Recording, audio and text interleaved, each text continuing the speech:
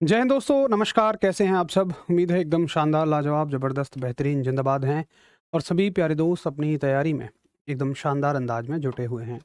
आशा करता हूं आप सभी अपनी तैयारी को एक बहुत ही बेहतरीन अंदाज में लेकर चल रहे हैं। आवश्यक ज़रूरी चीज़ों को जो तैयारी में ज़रूरी होती हैं, आप उन सभी को साथ में लेके चल रहे होंगे। कल की क्लास से एक क्वेश्चन लिखेंगे और फिर हमेशा की तरह अपनी क्लास को शुरू करेंगे। तो कल हमने फिनिश किया था गुरुत्वाकर्षण यानी कि ग्रेविटेशन। एक बड़ा ही शानदार लाजवाब सा चैप्टर है ग्रेविटेशन। और ग्रेविटेशन में आप मुझे बताइए कि पृथ्वी के लिए कक्षीय वेग कितना होता है? पृथ्वी के लिए कक्षीय वेग यानी कि अर्थ के लिए ऑर्बिटल वेलोसिटी कितनी होती है? अर्थ के लिए ऑर्बिटल वेलोसिटी कितनी होती है, कक्षीय वेग कितना होता है? ऑप्शन ए है 11.2 किलोमीटर प्रति सेकंड, बी है 7.9 किलोमीटर प्रति सेकंड, सी है 2.4 किलोमीटर प्रति सेकंड, डी है 3 गुणा 10 की पावर 8 मीटर प्रति सेकंड। बताएंगे इसका एकदम बढ़िया जवाब सभी दोस्त। चलो, सभी को नमस्कार, गुड इवनिंग, राम राम। तो आशा कर रहा हूँ एकदम सब आप अभी बहुत बढ़िया हैं और अच्छे से रिवीजन करके आए हैं।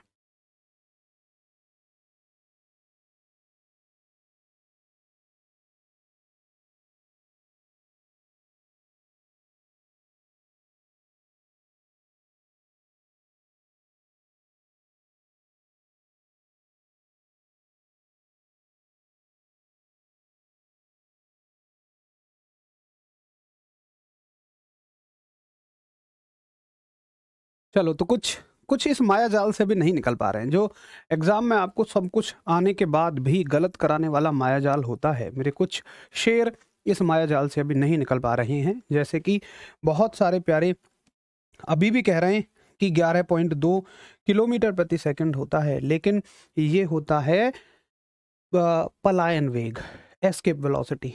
लेकिन आपसे पूछा गया है कक्षीय वेग, और कक्षीय वेग कितना होता है? 7.9 किलोमीटर पर सेकंड होता है। ठीक, तो ऐसी चीज़ों में बिल्कुल कंफ्यूज नहीं होना है। ये वो चीज़ें हैं जो सब कुछ आने के बाद भी आपसे क्वेश्चन गलत करा देती हैं। चलिए, तो शुरू करते हैं आज के चैप्टर को, और आज पढ़ेंगे हम दाब यानी कि प्रेशर। अब बात करते हैं दाब की परिभाषा क्या है। तो मैं मान लो आपसे पूछता हूं, मैं किसी और ग्रह का प्राणी हूं और मुझे कोई दिखा, मान लो मुझे दिखा सागर, और मैंने बोला यार इसकी परिभाषा क्या है। मैंने अंकित से पूछा सागर सागर की परिभाषा बताओ। तो अंकित ने कहा कि ये इस प्रजाति को मनुष्य कहते हैं, ये एक बड़ी अच्छी प्रजाति है। सागर चूंकि बहुत बढ़िया है, अंकित सागर को जानता है कि ये बहुत अच्छी प्रजाति है, इसके अंदर बहुत गुण हैं। लेकिन वहीं मुझे शिवेंद्र दिखा और मान लो मैंने उसके बारे में पूछा, तो उसने कहा कि ये तो और भी अच्छा है। तो मतलब मैं कहूँगा यार दोनों दिखने में एक जैसे हैं, फिर इनकी परिभाषाएं क्यों अलग हैं? तो वो अंकित कहेगा कि जी ऐसे ही होता है यहाँ पर। तो किसी भी चीज़ की जो परिभाषा होती है, सेम चीज़ की भी अलग अलग परिभाषाएं होती हैं। तो मुझे आपको पहले ये बताना पड़ेगा कि दाब कितने प्रकार का होता है, फिर हर एक दाब की अलग अलग परिभाषा बनेगी। तो दाब की परिभाषा जानने से पहले आप ये जानो कि दाब कितने प्रकार का होता है, प्रेशर कितने तरह का होता है। तो आपकी सुविधा के लिए मैं प्रेशर को 3 हिस्सों में बांट कर चलूंगा। और कौन से? तो वो 3 हिस्से हैं। पहला प्रेशर मैं कहूंगा यांत्रिक दाब, यांत्रिक दाब यानी कि मैकेनिकल प्रेशर। दूसरा मैं कहूंगा द्रव का दाब, दूसरा मैं कहूंगा द्रव का दाब यानी कि लिक्विड प्रेशर। ठीक, और तीसरा मैं आपसे कहूंगा गैस का दाब, गैस का दाब यानी कि गैस प्रेशर। ठीक है, यहां तक आपको इसमें अंदर कुछ भी समझने की जरूरत नहीं है। बस आपको यह समझना है कि दाब कुछ चीज है। अब देखो, जैसे बहुत सारे बच्चों ने बताना शुरू कर दिया P बराबर F/A। ठीक है, लेकिन वो इनमें से कोई एक है जो आप पढ़ते आए हो। दाब 3 तरह के होते हैं, बाकी 2 को आप पढ़ते नहीं हो, उन्हीं से क्वेश्चन देता है, आप उत्तर उसका करते हो जो आपको आता है, तो ये हो जाती है गड़बड़। तो 1 बाय 1 चीज़ों को समझेंगे, पढ़ेंगे। अच्छा देखो, यही अगर हम समझें मोटा-मोटी, तो यांत्रिक दाब वो दाब होता है जो ठोसों द्वारा लगाया जाता है। जो किसके द्वारा लगाया जाता है? ठोसों द्वारा लगाया जाता है, यानी कि सॉलिड के द्वारा लगाया जाता है। ये द्रव के द्वारा लगाया जाता है, ये गैस के द्वारा लगाया जाता है। यहां तो मोटा मोटी ये समझ में आ गया, लेकिन भैया अभी भी ये नहीं समझ में आया आखिर दाब क्या होता है। चलिए, तो उम्मीद करूंगा नोट हो गया होगा। तो सबसे पहली हेडिंग आप डालेंगे यांत्रिक दाब। यांत्रिक दाब यानी कि मैकेनिकल प्रेशर। तो चलो इतना तो समझ में हमें आ गया कि ये ठोसों के द्वारा लगाया जाएगा, यानी कि ये सॉलिड्स के द्वारा लगाया जाएगा। ठीक, इतना तो यहां तक हमें समझ में आ गया। लेकिन ये होता क्या है, इसके लिए एक एग्जांपल समझो कि जैसे मान के चलो मैंने तुमसे कहा कि तुम्हें 10 न्यूटन का बल लगाना है, 10 न्यूटन का फोर्स तुम्हें लगाना है, और मैं तुम्हें 2 ऑप्शन देता हूं। पहला ऑप्शन है अपने दोनों हाथों से लगाओ। तो तुम अपने दोनों हाथों से, मान लो ये थर्माकोल है, इसको बोर्ड ना समझ के समझो, थर्माकोल, ये थर्माकोल है, और थर्माकोल से मैं 10 न्यूटन का बल लगाता हूं। ये मैं अपने दोनों हाथों से 10 न्यूटन का बल में लगाता हूं, ठीक है। तो ये मेरे दोनों हाथ, अरे यार ये क्या हाथ बना यार, इतनी अच्छी ड्राइंग होने के बाद भी हाथ गलत बन रहा है। ये दोनों हाथों से मैंने कितना बल लगाया? ये दोनों हाथों से मैंने 10 न्यूटन का बल लगाया। तो ये बताओ कि एक उंगली या एक अंगूठे के द्वारा कितना बल लगेगा? आप कहोगे भैया टोटल 10 हैं, तो हर एक के द्वारा कितना लगेगा? 1 न्यूटन का लगेगा। बहुत बढ़िया। अब दूसरा केस मैं लेता हूं कि 10 न्यूटन का ही बल मैं तुमसे कहूंगा कि अंगूठे से लगाओ, केवल एक अंगूठे से इतना ही बल, इतनी ही ताकत एक अंगूठे से लगाओ। तो तुम क्या करोगे? इसको पकड़ोगे, यहां दबाओगे ऐसे। ये मान लो थर्माकोल है, यहां भी मैं इतना ही बल लगा रहा हूं। मुझे बताओ किसके किसके गढ़ने की संभावना ज्यादा है? गढ़ने का मतलब इसमें अंदर धस जाने की संभावना ज्यादा है, नंबर 1 या नंबर 2? बताओ किसके धस जाने की संभावना ज्यादा है? इसके लिए तुम्हें समय दे रहा हूं, क्योंकि इसी पर इसकी परिभाषा टिकी हुई है। बताओ।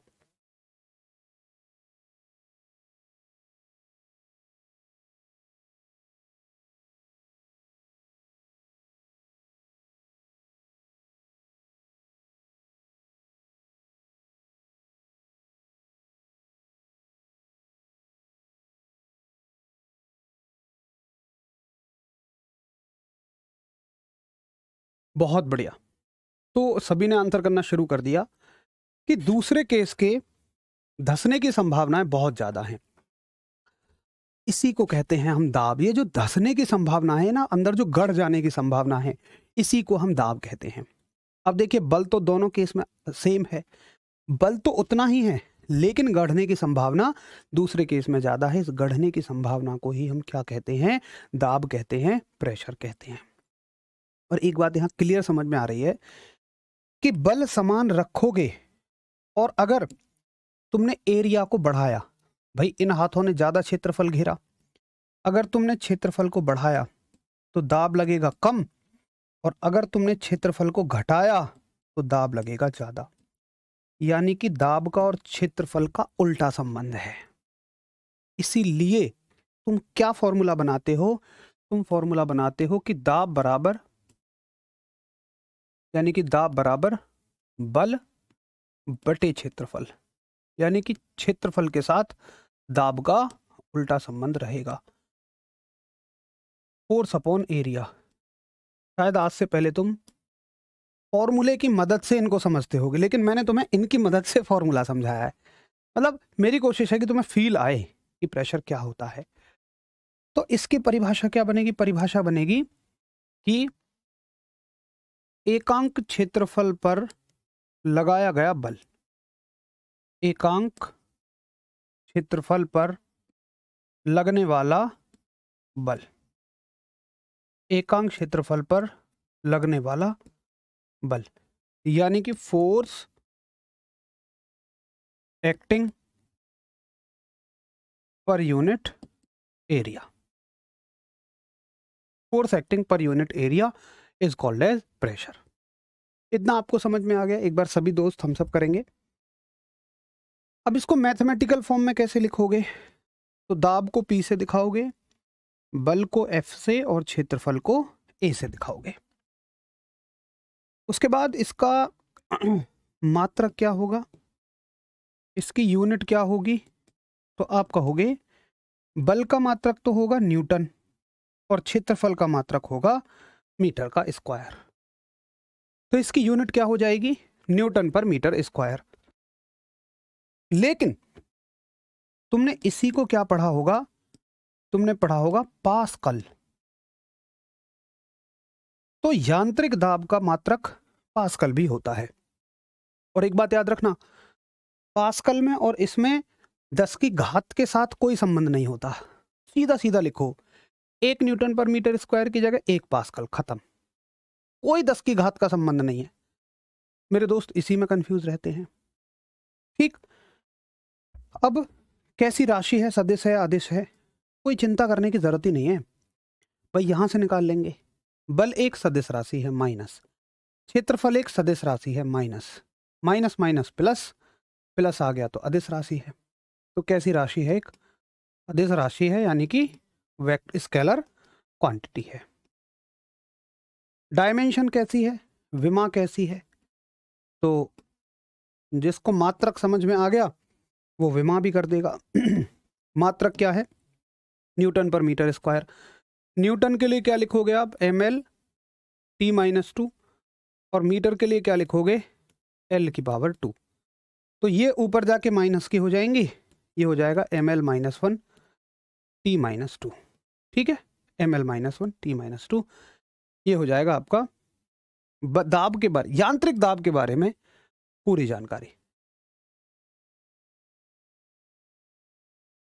ठीक है सर, आपके लिखने का एक्सपीरियंस बहुत अच्छा है। दीपक कुमार, ये बड़ी अलग सी बात बताई है यार तुमने। चलिए, बहुत सारा आभार, धन्यवाद। बाकी मैं अभी जिस पोस्ट पे हूँ, सब डिविजनल ऑफिसर की पे, दिल्ली जल बोर्ड में, तो वहाँ पर एक थर्ड पेपर हुआ था हमारा एस्से राइटिंग का। उसमें एस्से लिखना था, लेटर एप्लीकेशन लिखना था, क्योंकि हमारे डिपार्टमेंट में एप्लीकेशन लेटर सारी चीज़ें बहुत लिखी जाती हैं। तो उसके लिए मैंने बहुत अच्छी प्रैक्टिस की थी, कम से कम 2 महीने ये लिखाई विखाई करने की। बिल्कुल बिल्कुल, रामेश्वर पांडे, बिल्कुल गजब बात कही है। तो थोड़ा सा समय देता हूं ताकि आप नोट कर लें, और फिर हम इसके अनुप्रयोग देखेंगे, एप्लीकेशन देखेंगे। चलो, बहुत बढ़िया, नागेंद्र को अच्छा समझ में आया, वेरी गुड। ऐसे ही ध्यान लगा के पढ़ेंगे तो सारी चीज़ें बढ़िया समझ में आएंगी।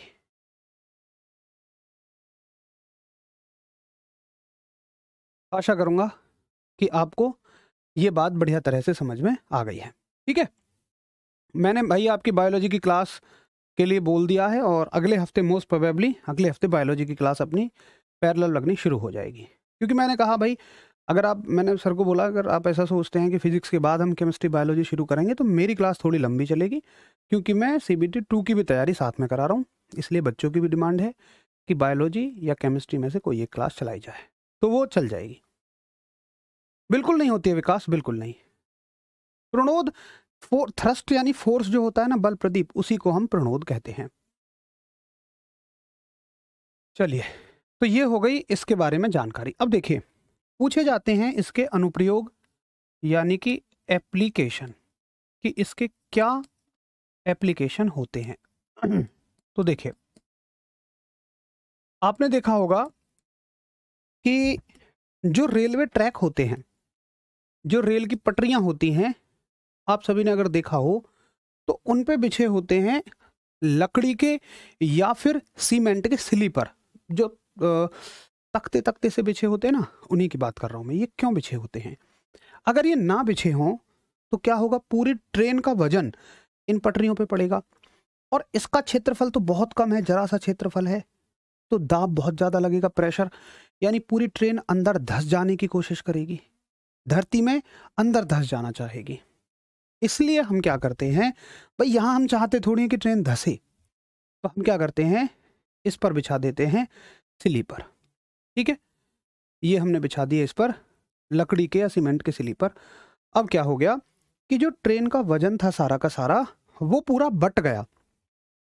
जो पहले अकेला इनको संभालना पड़ रहा था, अब सबने मिलकर संभाल लिया, साथ ही हाथ बढ़ाना, मिलकर बोझ उठाना। बड़ी सिंपल सी बात है। तो यहाँ पे ये तो वैसे ही समझ आ रहा होगा, फॉर्मूले से देखें तो एरिया बढ़ गया, क्षेत्रफल बढ़ गया, और जब क्षेत्रफल बढ़ गया तो प्रेशर कम हो गया। ये चीज अपने हमने पढ़ी। तो इसके अनुप्रयोग क्या हैं, इसके एप्लीकेशन है, आपने देखा होगा क्वेश्चन आएगा रेलवे ट्रैक पर, रेलवे ट्रैक पर सीमेंट या लकड़ी के स्लीपर बिछाए जाते हैं। रेलवे ट्रैक पर लकड़ी या सीमेंट के स्लीपर बिछाए जाते हैं। तो आप कहोगे इंग्लिश वाले कैसे लिखेंगे कि स्लीपर्स ऑफ वुड और cement laid on railway track. ठीक है, कि रेलवे ट्रैक पर लकड़ी या सीमेंट के स्लीपर बिछाए जाते हैं, क्योंकि एरिया ज़्यादा हो जाएगा, एरिया ज़्यादा होने से दाब कम हो जाएगा। और ऐसा आपको सूत्र से समझ नहीं आना चाहिए, अब आपको फील होने चाहिए। ठीक है, चलो अगला एप्लीकेशन देखें। तो अगला एप्लीकेशन है कील नुकीली बनाई जाती है, कील नुकीली बनाई जाती है। कील होती है नेल्स। अब देखिए, एक बात तो तय है कि जहां पर मुझे दाब कम चाहिए वहां मैं क्षेत्रफल बढ़ा दूंगा, और जहां दाब ज्यादा चाहिए वहां क्षेत्रफल घटा दूंगा। तो तुम एक कील ठोक रहे हो, तुम एक कील ठोक रहे हो मान लो दीवार में, और तुम इंजीनियर हो, तुमने अपनी कील बनाई ये।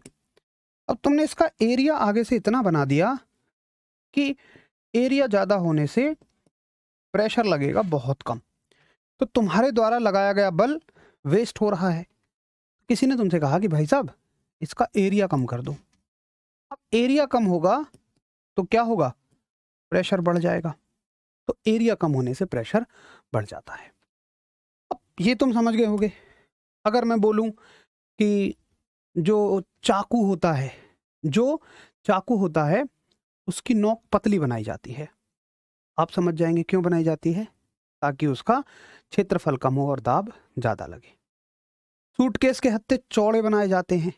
अच्छा चलो अब तुम बताओ, सूटकेस के हत्थे देखा होगा ना तुमने, चौड़े चौड़े बनाए जाते हैं, तो दाब को घटाने के लिए या बढ़ाने के लिए।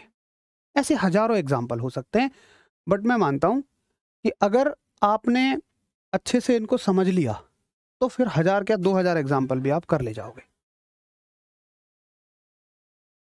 ताकि ट्रेन का प्रेशर पटरी के समान लगे। बहुत बढ़िया। मैथ के लिए कोई बुक राहुल तेवतिया सर की अभी एक बुक आई, आप उसे फॉलो कर सकते हैं।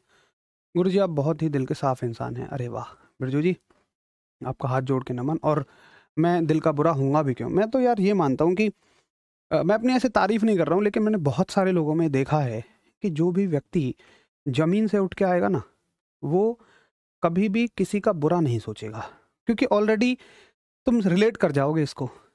अगर आप एक गांव के मीडियम फैमिली से बिलोंग करने वाले हो ना, और आपकी फैमिली ऐसे कोई गुंडागर्दी वाली फैमिली भी नहीं है, तो रिलेट कर जाओगे कि वो ऑलरेडी इतने सारे लोगों से प्रताड़ित हुआ होता है, कहीं ना कहीं इतने सारे लोगों ने उसका दिल दुखाया होता है कि वो कभी किसी का बुरा करने की सोच ही नहीं सकता।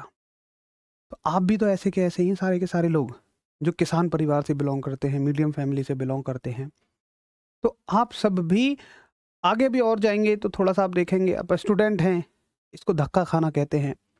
धक्का खा भी रहे होंगे भाई, एग्ज़ाम्स देने जाते हैं हम, मेरे साथ भी होता था कि मान लो कॉम्प्रोमाइज़ करता है बच्चा, मैं सोचता था यार आधा किलोमीटर की बात है, क्यों रिक्शा करूं मैं, इससे अच्छा मैं पैदल चला जाऊंगा। 10 रुपये बचाने के लिए आदमी आधा 1 किलोमीटर पैदल चला जाता है। तो जिसने ये सब चीज़ों को झेला होगा यार, वो कोशिश करेगा कि उसकी वजह से कभी किसी का दिल तो ना दुखे। चलो नोट हो गया, बहुत बढ़िया।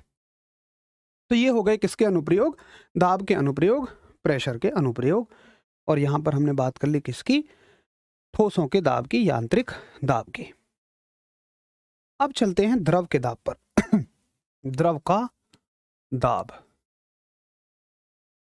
द्रव का दाब यानी कि लिक्विड प्रेशर। और देखो आज तक तुमने ठोसों के दाब को बहुत अच्छे से पढ़ा है, लेकिन द्रव के दाब को तुमने बहुत अच्छे से नहीं पढ़ा। तुमने लिक्विड के प्रेशर को कभी भी नहीं पढ़ा होगा, ठीक है। तो लिक्विड के प्रेशर को जब आप पढ़ो तो मेरी एक विनती है कि भाई इस प्रेशर को, यानी कि जो मैकेनिकल प्रेशर है, जो आपका यांत्रिक दाब है, इसको थोड़ा सा भूल जाना, थोड़ी देर भूल के रखना, ठीक है। चलो, तो इसमें एक टॉपिक पहले हमें पढ़ना पड़ेगा इसको समझने के लिए, जिसका नाम है घनत्व यानी कि डेंसिटी। अब देखो डेंसिटी को दिखाएंगे हम, ये सिंबल है, इसका नाम है रो। अबे यार मैं कह रहा हूँ दिल दुखाया होगा, तो एक कह रहा है तुम्हारा किस लड़की ने दुखाया है। अबे भाई क्या इस दुनिया में लड़की से बढ़ के कुछ नहीं है। अरे यार दिल दुखाने का मतलब मेरा होता है कि यार आदमी मीडियम फैमिली वाला हमेशा परेशान ही रहता है। क्यों, कभी पैसे की तंगी है, कभी कहीं कोई कोई तुम्हें ऐसे ही परेशान करके चला जाएगा, उसे दिखेगा यार ये तो थोड़ा कमज़ोर है, इसका कोई कुछ नहीं कर सकता। ये फैक्ट बता रहा हूँ मैं आपको। कोशिश करो कि जल्द से जल्द सफल हो जाओ। और पता है जब एक एक ऐसा आदमी सफल होता है तो वो थोड़ा सा तो तंत्र को बदलता है, क्योंकि वो कम से कम किसी का बुरा तो नहीं करेगा, वो भला ही करेगा। और भला भी ना करे तो बुरा नहीं करेगा। तो कम से कम जीरो रहना भी अच्छा है, नेगेटिव होने से तो पॉजिटिव ना हो सके। तो महाराज मैं यार वैसे गलत होने के नहीं कह रहा हूँ, कहाँ की बात कहाँ ले जाते हो। अब देखिए घनत्व क्या होता है, समझो इसको। मान के चलो ये कमरा है इतना जिसमें 10 लोग आराम से आ सकते हैं। यहाँ पे मैंने 10 लोगों को बुला दिया। सब बढ़िया खड़े हुए हैं। अब मैंने और 40 को बुला दिया, तो 40 लोग कैसे बैठेंगे, इसमें घिच पिच के बैठेंगे, बिल्कुल नजदीक नजदीक हो जाएंगे। तो वैसे ही हर वस्तु के अणुओं के साथ होता है। जैसे ठोस के जो अणु होते हैं, जो सॉलिड के अणु होते हैं, वो एक दूसरे के बिल्कुल नजदीक होते हैं। इस वजह से ठोस ज्यादा आता है, द्रव्यमान वाइज, किलोग्राम वाइज किसी चीज में ज्यादा आ जाता है। जैसे मैं एक 2 गिलास लूं, बिल्कुल सेम, एक में भरूं पानी, एक में भर दूं लोहा, तो बोलो किलोग्राम वाइज कौन ज्यादा आ जाएगा। हो सकता है पानी 200 ग्राम आए, लेकिन लोहा हो सकता है 1 किलो आ जाएगा, यानी 1000 ग्राम आ जाएगा। तो जब ठोस के अणु बहुत नजदीक हैं तो वो उतने ही आयतन में ज्यादा द्रव्यमान उसका आ सकता है, ज्यादा आ सकता है। यानी कि मैं कहूंगा इसका घनापन ज्यादा है। जैसे पहले लोग 10 थे वो खुल खुल के खड़े हुए थे, फिर 50 हो गए तो एक दूसरे से चिपक गए। मैं कहूंगा ये घनापन है। आपने पढ़े होंगे, आपने पढ़े होंगे घने जंगल। तो घने जंगलों का मतलब क्या होता है, जहां पर कम क्षेत्रफल में ज्यादा पेड़ हों। तो घनापन का मतलब होता है कि उस जगह पर जो भी चीज है उसकी संख्या ज्यादा है। आदमी है तो आदमियों की संख्या, पेड़ है तो पेड़ की संख्या, ठीक है। और अगर मान लो कोई इंसान है तो किसकी संख्या, इंसानों की संख्या ज्यादा है। अणु है तो अणुओं की संख्या ज्यादा है, ठीक है ना। तो घनत्व का मतलब वही होता है कि किसी भी वस्तु का घनापन। तो घनत्व में दरअसल बस हम ये देखना चाहते हैं कि किसी भी वस्तु का कितना आयतन, किसी भी वस्तु का कितना वॉल्यूम, कितना वॉल्यूम आ सकता है, कितने आयतन में कितना द्रव्यमान आ सकता है, कितना मास आ सकता है। इसी को हम क्या बोलते हैं, घनत्व बोलते हैं, ठीक है। तो घनत्व की परिभाषा है कि कितना आयतन में कितना द्रव्यमान आ सकता है, डेंसिटी। तो इसके डेफिनेशन क्या बनाते हो आप, डेफिनेशन बनाते हो कि एकांक आयतन में एकांक आयतन में समाहित होने वाला, एकांक आयतन में समाहित होने वाला द्रव्यमान, ये इसकी डेफिनेशन बनेगी। यानी कि मास कंटेन्ड पर यूनिट वॉल्यूम, मास कंटेन्ड पर यूनिट वॉल्यूम, ठीक है। इसी को कहते हैं हम घनत्व यानी कि डेंसिटी। अब देखिए इसका मात्रक क्या होगा, ये सीख लिया, इससे डेफिनेशन बना दी। अब देख लें जरा इसका मात्रक यानी कि इसकी यूनिट। तो द्रव्यमान का मात्रक क्या है, केजी किलोग्राम, और आयतन का मात्रक है मीटर की पावर 3। तो इसका मात्रक क्या हो जाएगा, केजी पर मीटर क्यूब, ठीक है। बड़ा ही आसान है।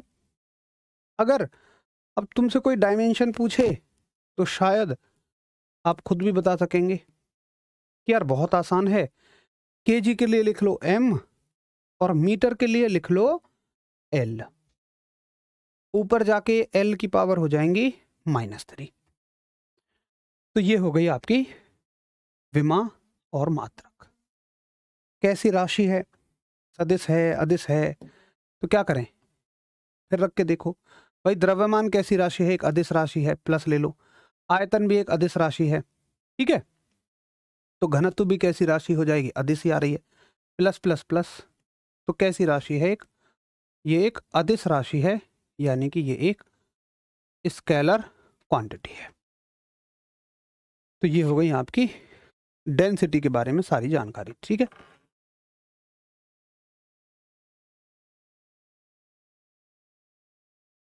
तो एक बार सभी दोस्त हम सब करें, अगर आपको इतनी बात समझ में आ गई है तो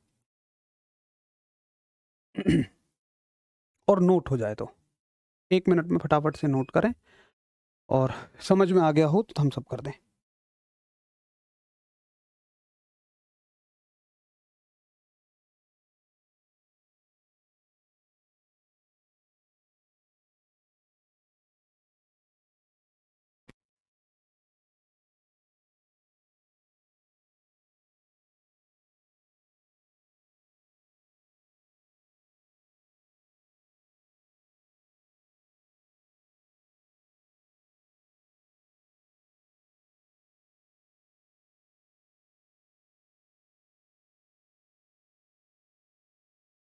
चलो बहुत बढ़िया, वेरी गुड, गजब। तो ये हो गया घनत्व, ठीक है। यहां तक हमने देखा इसका मात्रक है। अच्छा एक बात बताओ, अगर मान लो मैं आपसे ये बोलता हूं कि पानी का घनत्व जो है, जल का घनत्व जो है वो है 1000 केजी पर मीटर क्यूब, ठीक है। और लोहे का घनत्व जो है, लोहे का घनत्व है वो है 8000 केजी पर मीटर क्यूब।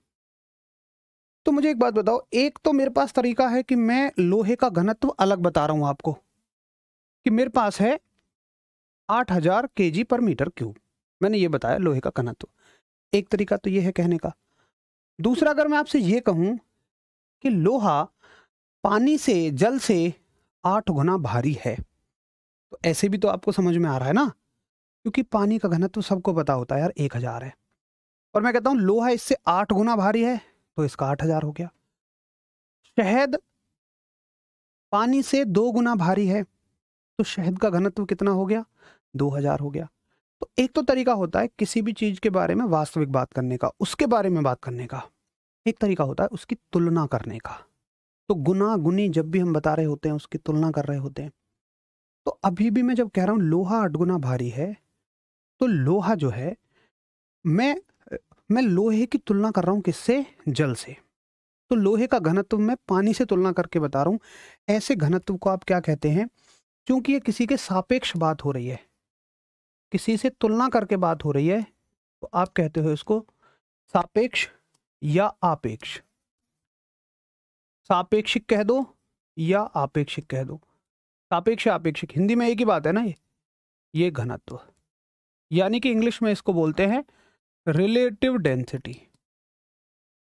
रिलेटिव डेंसिटी, जब डेंसिटी की तुलना यानी कि घनत्व की तुलना किसी से की जाती है। ठीक है, तो अब एक बात बताओ, अच्छा पहले चलो इसकी परिभाषा लिख लो। तो सापेक्षिक या आपेक्षिक घनत्व क्या होता है? बस ऐसे लिख लो, जब घनत्व यानी कि डेंसिटी, जब घनत्व यानी कि डेंसिटी को जल के सापेक्ष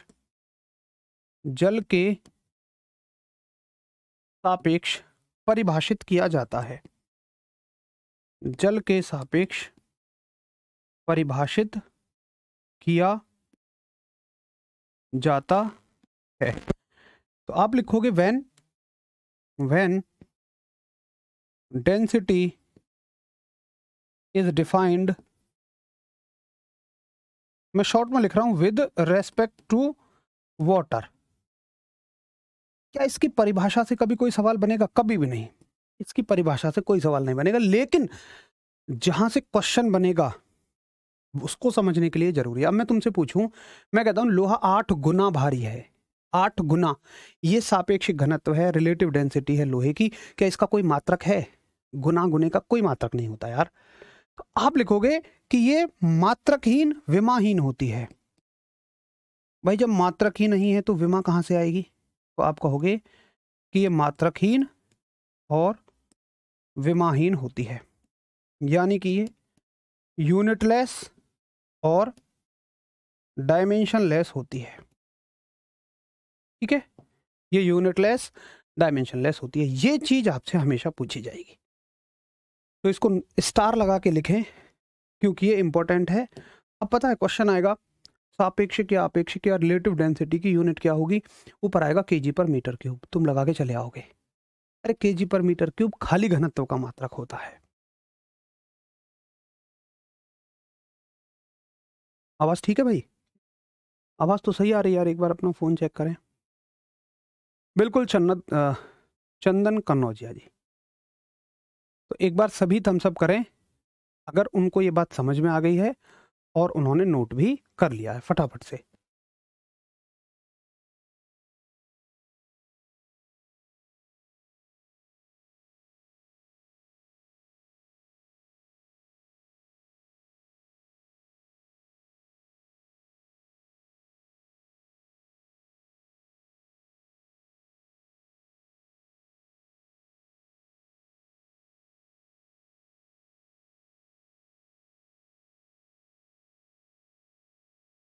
एरिया वेक्टर और स्केलर दोनों हैं यार कन्हैया, ये जगह के हिसाब से यूज होता है, कहीं हम स्केलर कहीं वेक्टर।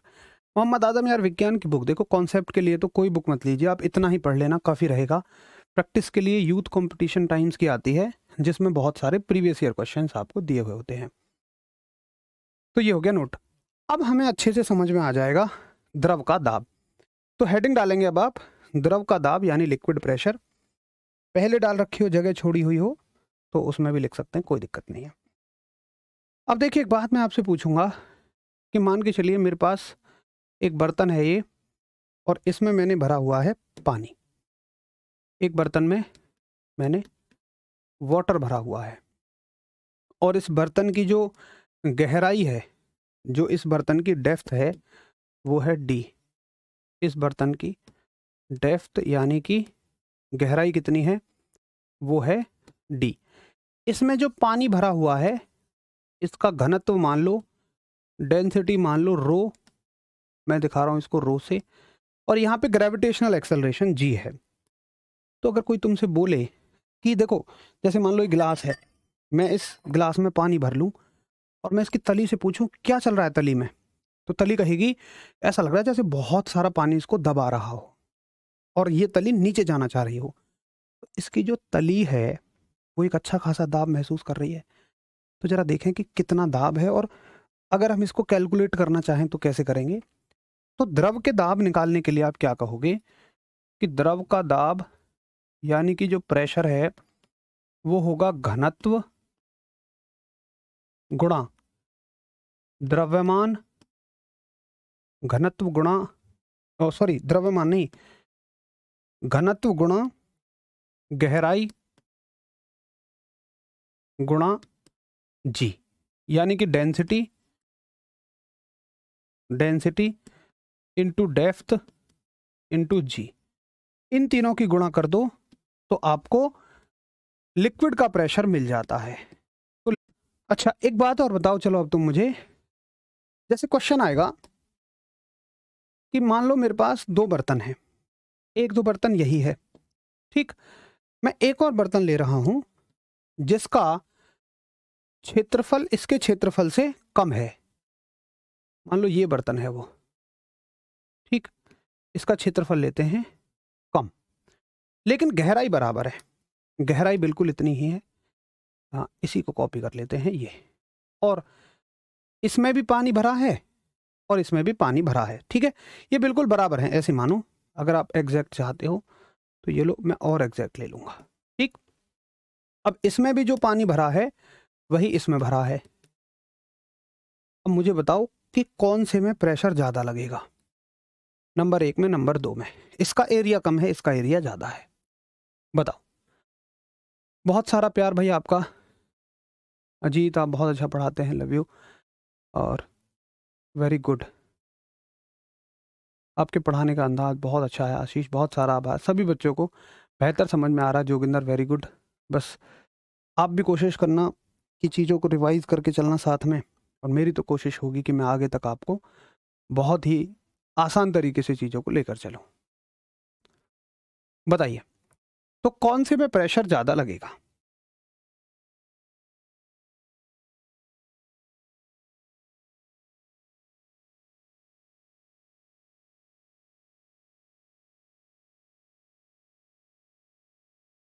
तो ज़्यादातर बच्चों का 1 नंबर है, कुछ 2 भी लगा रहे हैं, और 1 नंबर वाले बढ़िया आंसर कर रहे हैं और वो कह रहे हैं कि एरिया कम है इसका तो प्रेशर कैसा लगेगा, ज़्यादा।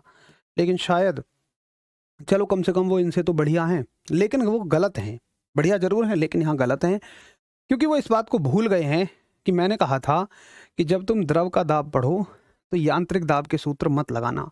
इसीलिए तुम हमेशा गड़बड़ करते हो, और पेपर में ना मैं चैलेंज कर रहा हूँ, खुल के सवाल देगा वो ये बोलेगा कि किसी एक बर्तन का क्षेत्रफल ज़्यादा है, किसी एक का कम है, दोनों में से किस में दाब ज़्यादा लगेगा।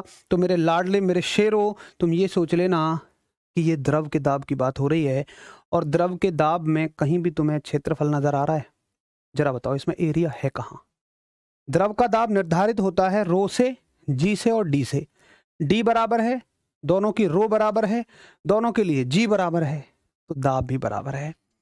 द्रव के दाब का क्षेत्रफल से कोई लेना देना नहीं होता, इसलिए नोट करके लिख लेना अच्छे अच्छे शब्दों में कि द्रव का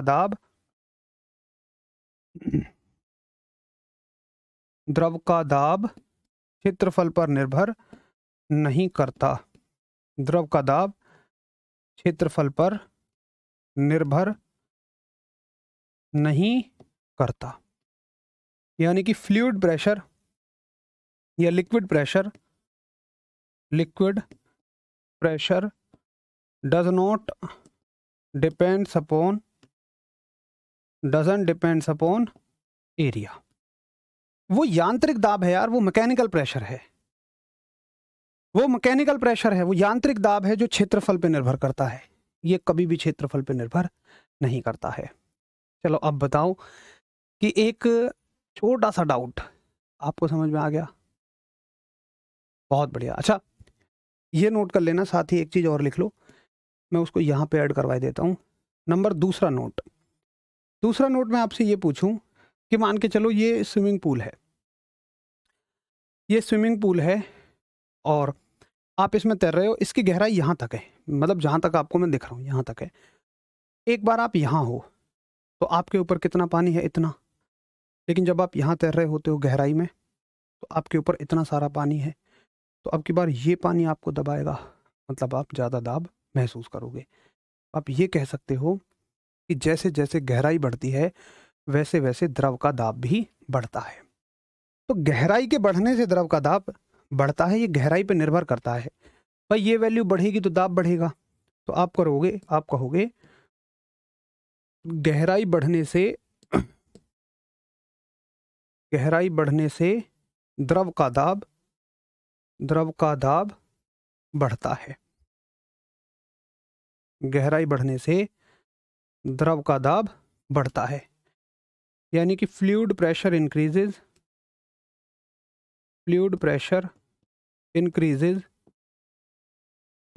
ऑन इंक्रीजिंग डेप्थ की गहराई के बढ़ने से द्रव का दाब बढ़ता है। ठीक, चलो तो नोट कर लीजिए, और नोट हो जाए तो थम्स अप करिए। फिर आगे पढ़ेंगे और द्रव के दाब के उपयोग पढ़ेंगे कि द्रव के दाब का क्या क्या उपयोग हम कर सकते हैं। बिल्कुल बिल्कुल सतीश कुमार, ऐसा होगा एरिया, जब आप पानी के पाइप को दबा रहे हो ना, तो उस समय पे आप एरिया को कम कर रहे हो, वेलोसिटी को बढ़ा रहे हो, वो प्रेशर नहीं बढ़ रहा है। प्रेशर कैसे बढ़ जाएगा? पानी के पाइप को दबाने से कभी प्रेशर नहीं बढ़ता। हम सामान्य भाषा में ऐसे बोलते हैं पानी बहुत प्रेशर तैयार हो, लेकिन प्रेशर तो गहराई बढ़ने के साथ बढ़ेगा। अगर आप एरिया कम कर रहे हो तो वेग बढ़ता है पानी का, वेलोसिटी बढ़ जाती है। पहले पानी यहीं गिर जाएगा, लेकिन तुमने दबाया तो जूम बहुत आगे जाएगा। इसकी डेफिनेशन, अरे यार मैं डेफिनेशन क्या, ये इस फॉर्मूले को डेफिनेशन बना के लिख दूंगा कि घनत्व, गहराई और गुरुत्वीय त्वरण के गुणनफल को द्रव का दाब कहते हैं। जहाँ डेफिनेशन की ज़रूरत नहीं है वहाँ मैं नहीं लिखवाता हूँ। मैं वादा करता हूँ डेफिनेशन तुमसे ज़िंदगी में, ये तो छोड़ो, किसी एग्ज़ाम में नहीं पूछी जाएगी। ये ही, और इस स्लाइड से बाहर इससे कुछ पूछा नहीं जाएगा। उस चीज़ की टेंशन मत लो एक बार भी। चलो, जी का क्या मतलब है फॉर्मूले में? वैसे तो गुप्ता जी मैंने अच्छे से कल ये चैप्टर पढ़ा था, गुरुत्वीय त्वरण होता है, बोल भी दिया था ग्रेविटेशनल एक्सेलरेशन, और ये चैप्टर भी हमने पढ़ा था। अब द्रव के दाब से संबंधित कुछ चीज़ें पढ़ेंगे। एक कॉन्सेप्ट आता है द्रव के दाब से संबंधित, जिसको हम बोलते हैं पास्कल का नियम, यानी कि पास्कल्स लॉ।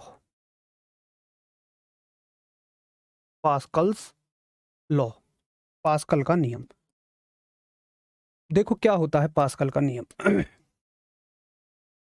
एक बड़े ही समझदार वैज्ञानिक आए, इन्हीं के नाम पे हमने यूनिट भी रखी है, और पास्कल साहब ने कहा कि देखो जैसे ये बर्तन है, ठीक, और इसमें मान लो कोई भी लिक्विड भरा हुआ है, पानी मान लो, कुछ भी मान लो, और मैंने इसमें एक ऐसी वस्तु डाली जो इसमें कहीं बीच में आके रुक जाए, तो ये वस्तु आएगी, और मान लो ये वस्तु है मैंने डाली, इसको पूरी ठोस बनाते, सॉलिड बनाते हैं ना, तो आपको बढ़िया समझ आएगा।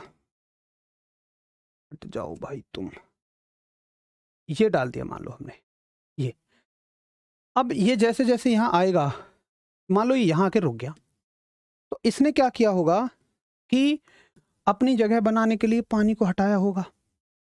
अब जब तुमने पानी को हटाया होगा, इसने, फील करो, पानी हटेगा और फिर आएगा अपनी जगह मांगने, और उसके चक्कर में इसको चारों तरफ से दबाएगा। पानी आएगा अपनी जगह मांगने और इसको चारों तरफ से दबाएगा कि हमें हमारी जगह दो। ठीक कह रहा हूं? तो पास्कल साहब ने क्या बताया? यहां तक पास्कल साहब ने कुछ नहीं बताया। पास्कल साहब ने बताया यहां कि जो ये पानी दबा रहा है इस वस्तु को, ये चारों तरफ से समान परिमाण से दबाएगा। यानी कि अगर यहां ये 10 पास्कल से दबा रहा है, तो यहां भी 10 पास्कल से दबाएगा, यहां भी 10 पास्कल से दबाएगा, और यहां भी 10 पास्कल से ही दबाएगा। ठीक है ना? तो द्रव का दाब हर एक दिशा में समान होता है, ये बात कही पास्कल साहब ने। इसी को मैं लिखूंगा कि द्रव का दाब प्रत्येक दिशा में समान होता है। द्रव का दाब प्रत्येक दिशा में समान होता है। यानी कि तुम कहोगे फ्लूइड प्रेशर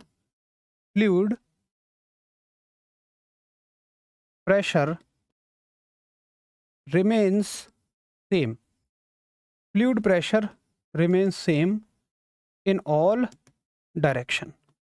कि हर दिशा में कैसा होता है? समान होता है। चलो बड़ी अच्छी बात है, एक तो क्वेश्चन यहीं से बन जाता है। जी नहीं सतीश कुमार, बिल्कुल नहीं। अब एक क्वेश्चन बनेगा कि इसका इस्तेमाल कहाँ होता है, तो इसके अनुप्रयोग देखिए, बड़े गजब के अनुप्रयोग हैं, बड़े गजब के इसके एप्लीकेशन हैं। अगर आप अपने आसपास की दुनिया को देखें तो बहुत सारी चीज़ें इसका उपयोग कर रही हैं। अगर मैं एक गांव वाले एग्जाम्पल की बात करूं, जो ट्रॉली होती है, आजकल ट्रॉली में आपने देखा होगा, पहले लोग लगते थे, 4-4 लोग, मान लो मिट्टी उसमें से खाली कर रहे हैं फावड़े की मदद से, लेकिन अब बस ड्राइवर एक लीवर खींचता है और ट्रॉली में से एक सिलेंडर निकलता है जो उसको ऐसे अपने आप ही ऊपर उठाता हुआ चला जाता है। भारी भारी लोड उठाने वाली जेसीबी इसी सिद्धांत पर कार्य करती हैं। आपकी कार जो पहले 6 बार मोड़ने पे इतनी मुड़ती थी, अब वो बस इतनी सी मोड़ने पे इतनी मुड़ जाती है। स्टीयरिंग इतना मोड़ो वो इतनी मुड़ जाएगी। डिस्क ब्रेक, जिनसे बाइक को जहां चाहो वहां बिल्कुल वहीं रोक दो। नॉर्मल ब्रेक में बाइक घिसटती चली जाएगी, लेकिन डिस्क में वहीं जाम हो जाती है। तो ये सब किसकी दुनिया में घूम रहे हैं? सब हाइड्रोलिक्स की दुनिया है, सब पास्कल साहब के नियम पे काम करने वाली दुनिया है। लेकिन एग्जाम में बस क्या पूछी जाती है? आपसे पूछी जाएगी हाइड्रोलिक लिफ्ट। पहला एग्जाम्पल पूछा जाएगा आपसे हाइड्रोलिक लिफ्ट, यानी कि द्रव चलित लिफ्ट। क्वेश्चन आएगा कि द्रव चलित लिफ्ट किसके सिद्धांत पर कार्य करती है? तो आप कहोगे पास्कल साहब के सिद्धांत पर कार्य करती है। भाई कैसे? आइए समझते हैं। हालांकि आपसे पेपर में कैसे नहीं पूछेगा, क्योंकि लिखना थोड़ी है, बस इतना पूछेगा, कहानी खत्म। लेकिन समझना जरूरी है।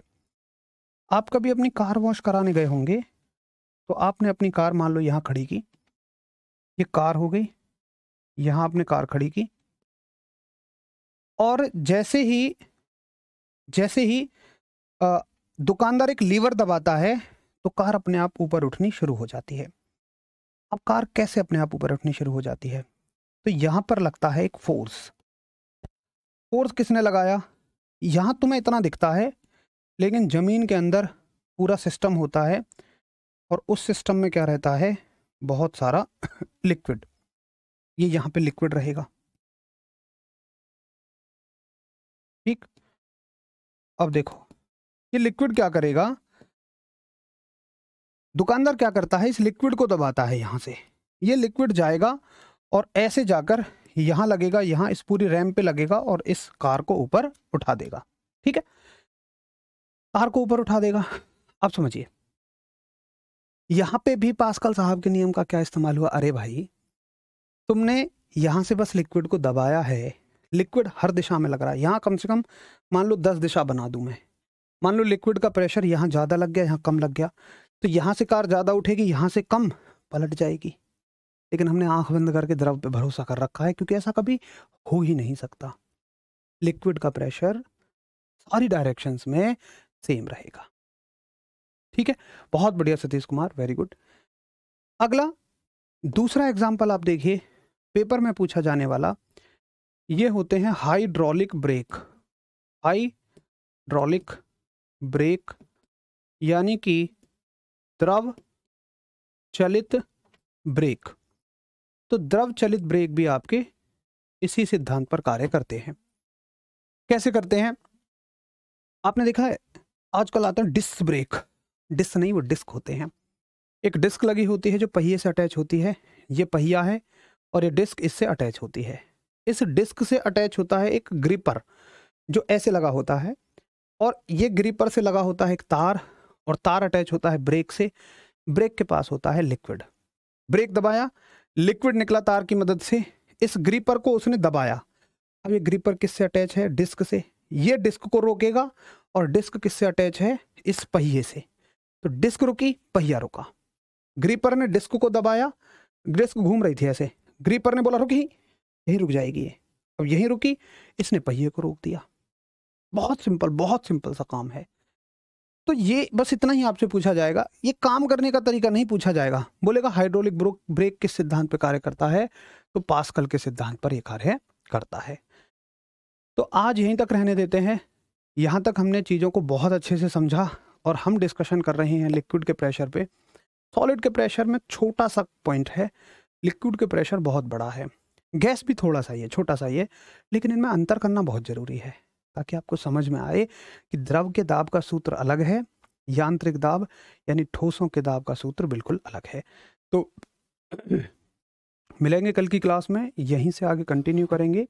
बस आपसे निवेदन करूँगा कि इसका रिवीजन ज़रूर करके आना, ताकि कल तुम मुझसे पूछो ना कि घनत्व क्या होता है, रो किसको कह रहे हैं, जी किसको कह रहे हैं, सारी चीज़ें आपको एक बार पता होनी चाहिए।